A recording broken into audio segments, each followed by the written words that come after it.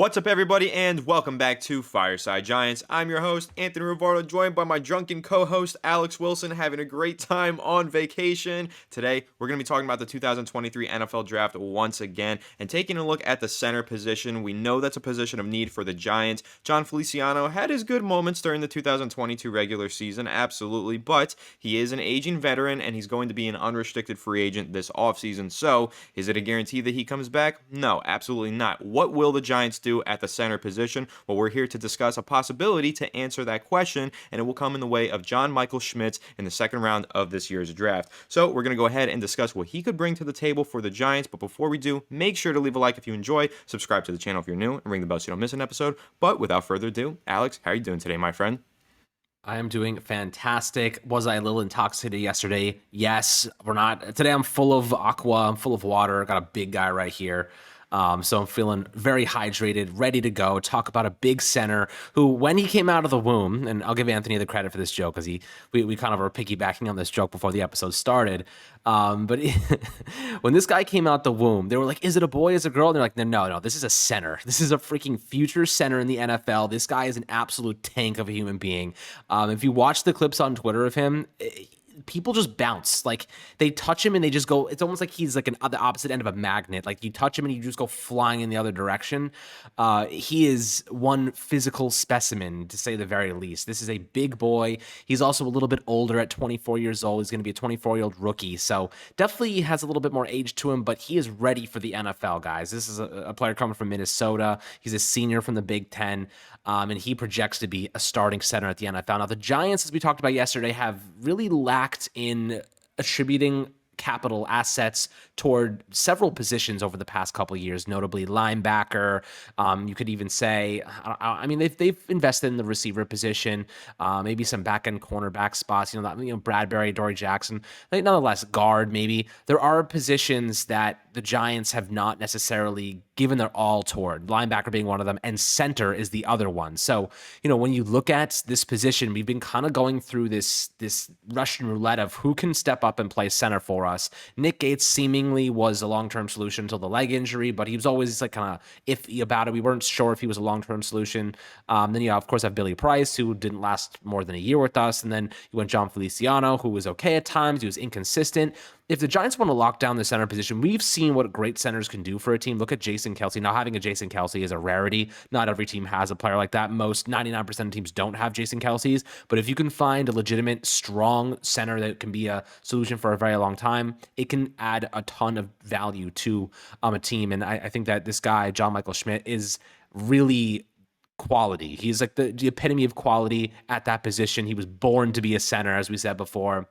At the end of the day, we're going to talk about what he can offer this team, why the Giants might be willing to invest some draft capital in this position on a player that could really upgrade it for the long term. And I think that's certainly worthwhile to ask. But, Anthony, tell me a little bit about John Michael Schmitz and really what he'd bring to the NFL, what he'd bring to this New York Giants team, and why the Giants might be intrigued by his style of play.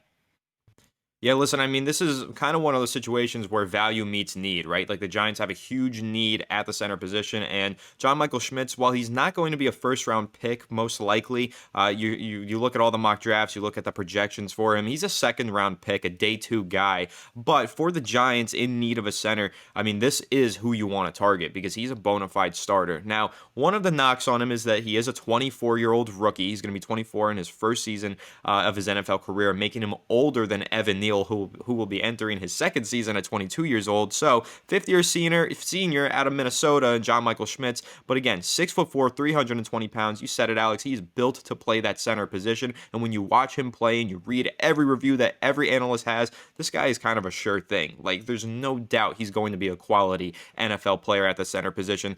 Center position is kind of one of those positions that it's hard to miss, right? Like, when you see a guy like this in the draft process, it's pretty hard to say to get him and then he doesn't pan out. Like, a guy like this is going to pan out. Over 2,500 career snaps in college, allowed just one sack. unbelievable. That's just the level of production that the New York Giants are missing from the interior of their offensive line that has given their quarterbacks nightmares for the last decade. And on top of that, he's not only a great pass protecting center, he's also a great run blocker. He was the highest graded run blocking offensive lineman from any position in 2022, according to PFF, with a 92.4 run blocking grade. So this guy can do it all. And when you read what everybody has to say about him, the Draft Network says he fits in every single scheme and he's an instant impact starter. Jordan Reed said he will make an impact immediately. And Daniel Jeremiah pretty much said the exact same thing and also called him the most consistent player at the Senior Bowl just last week and said that on top of him being just a dominant player on the field, he was really great off the field. This is a quote from Daniel Jeremiah saying, "He's interviewed really well during his meetings with teams this week. I've been told his character is off the charts. I don't see him being available beyond day 2 of the draft." End quote. So basically what you have from Daniel Jeremiah there is this is not just a player who's going to dominate on the field, but he's also turning heads amongst scouts, amongst front office personnel, and they're saying this is an impressive kid, and they like what he can bring to a locker room as well. And the Giants, they need another leader on their offense. They need that offensive lineman to step in there into the interior and really hold down the fort, be that anchor in the middle of the line, and I think that could be John Michael Schmitz. Now, here's the thing, Alex, the Giants picking late in the first round will also be picking late in the second round. Will John Michael Schmitz fall all the way to 50 something? I think the Giants are picking 51st overall with the second round pick. I'm not sure if he makes it that far. This is a top 50 player, absolutely. But here's the question for you. Is this a player worth trading up for if you're the New York Giants? I mean, you're talking about getting a guy who is an instant day one starter at the center position, an upgrade over everything that you've had at that position for the last several years. And he's a rookie. You have him on a 4-year contract in the second round. You can build around him and grow your offensive line around this anchor in the middle. So is this the guy that you think can be the Giants starter? Would you be willing to trade up for him to the early part of the second round? It's a good question. I guess it depends how far we'd have to trade up to acquire a player like this. But, plugging a position with a really great option there's nothing wrong with that. There's nothing to be ashamed of and trading up and getting a guy that is going to be an immediate impact starter at any position. And this is a player, like you said, as a second round grade, because centers traditionally don't go in the first round. You really aren't going to find centers that have first round grades. So, second round makes the most sense. He's the top player at the position. And, just for giggles, I'll read you guys the top reasons to buy in and top reasons for concern that the Draft Network has. So the top reasons to buy in, they have sturdy build, offers a strong anchor and protection, fluid and athletic enough to flow laterally with the point of attack, a very effective hand implementation to win first contact, well-tenured player who processes information in the middle well. The reasons for concern, not sure he's an overly dynamic player with plus explosiveness or flexibility. Angles in space can be tested by more rangy defenders. I think that's kind of like a general consensus thing. Like, I wouldn't say that's like individually based. I think like you could say that about any center. They're not supposed to be this ridiculous athletic players. They're more so sturdy and like can hold up in an anchor situation. Pad level is something that will be a point of emphasis, which is correctable with good coaching. And then he'll be a 24-year-old rookie, which he has no control over. So the reasons for concern, the only one that has any legitimacy, in my opinion, says he's not much of an dynamic blocker. So they're not saying he's not like explosiveness or flexibility. It may not be his strong suit, but his anchor, which is kind of contradicting because the reasons to buy in is he has a strong anchor. So, explosiveness, I feel like kind of goes with that. There's a couple clips where he is the second he makes contact with anybody, they just go flying. So I feel like that strength is certainly there. The hand implementation is one of the bigger variables for offensive linemen, and he has really good hand placement. I feel as though this guy with coaching, he's, like they said, well tenured. So he has a ton of experience, as you mentioned before, only gave up 1 sack during his collegiate career. He's played some games against really big schools and played exceptionally well during them. So in my opinion, if the Giants want to lock down the center position for the next 5-6 years, or at least the rest, his rookie contract, which would be 4 years plus some, he's going to be a very good player for you.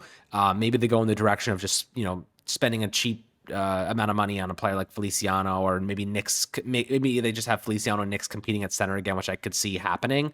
But if they want to really upgrade that spot and solidify it for years to come, you certainly could look in the direction of a John Michael Schmitz. Now, the question is there more valuable positions you'd be willing to hit instead of center in the second round? I could make a really good argument that you could look at receiver, you could look at linebacker, you could look at as maybe more edge rushing talent or interior defensive linemen. You could look at OGs. Maybe we need a better guard situation instead of center. I think there's a strong debate, and a lot of people will mention this in the comment section, is that we need more, there's much more pressing needs than center. So I'll ask you this, Anthony, if there's a good linebacker prospects or a great receiver prospect that kind of falls into that second round area where John Michael Schmitz kind of lies, are you going with a position that is more of a need, or are you simply just going best player available? And he certainly will be one of the best players in the second round that are still on the board. Well, see, I guess it'll depend what the Giants do in the first round, because if they do land a guy like a Jordan Addison or something, a wide receiver, well, then I'm not going wide receiver again in round 2.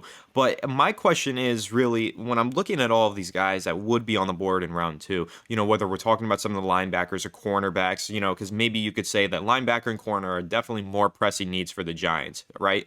But are those prospects going to be sure things like John Michael Schmitz? Like, this is a team that really needs to bring in surefire talent, in my opinion. Like, we need to get some guys that we can build on. And I think John Michael Schmitz, you can build on him for years to come, as you just said, right? Like that 4-year contract and then some, because at 24 years old, 6'3", 320 pounds, or 6'4" rather, like, this is the prototypical center. There's no way that this guy doesn't succeed at the next level. Like, every analyst, every draft expert knows, like, this is a sure thing in round 2. Maybe he's not a Jason Kelce, an elite guy. That's why he's not a first-round prospect, but most centers aren't. You just said that as well. This is a center who will be successful. And when you look at some of those linebackers or cornerback prospects, you're going to find more flaws in their game than you will in John Michael Schmitz's game. Because, not to say he's flawless by any means, but it's pretty tough to find some flaws, and you're kind of nitpicking when you're looking at this center prospect out of Minnesota. He is as close to being perfect as he can be. Like, technically sound. He's got the athleticism. He's got the intangible traits, a great leader off the field, did well in his interviews. Everything that you want out of a center, it's John Michael Schmitz. So he's going to be there in round 2, and are the Giants going to go ahead and take a chance on a riskier prospect at cornerback or linebacker, some of those positions that are way more bust worthy? They have a lot more busts in those second rounds, right?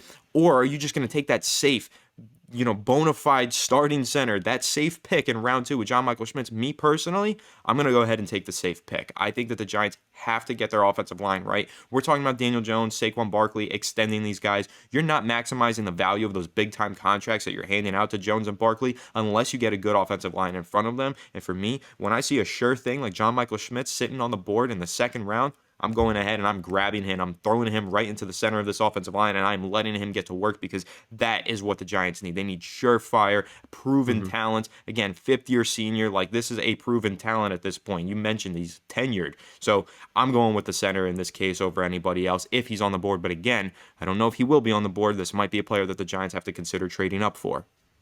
Yeah, I think that's a reasonable debate, an argument to make. Essentially, this is a guy that, in my opinion, if you were going to go in this direction, he's an instant starter, and you draft him and you don't have to worry about the center position for years. You know what I mean? Like, that's a luxury sometimes. When you go and, as you said, you draft a linebacker, you draft a cornerback or a receiver, you don't really know what they're going to do. There's a lot of flaws, being that they're mid-round picks, whatever it might be, second round pick even, there can be developmental time that is required. For someone like John Michael Schmitz, you draft him with the idea that you are getting a legitimate center for the foreseeable future, and you don't even have to think twice about that position again.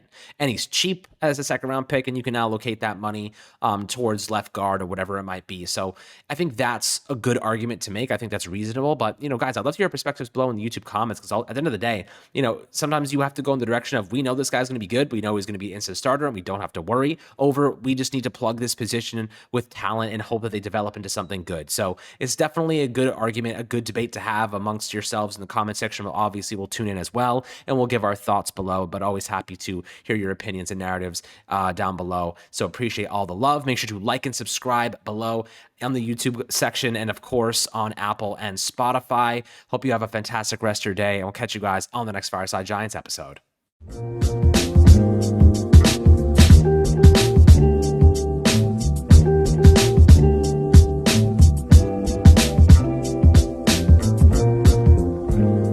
TVSO.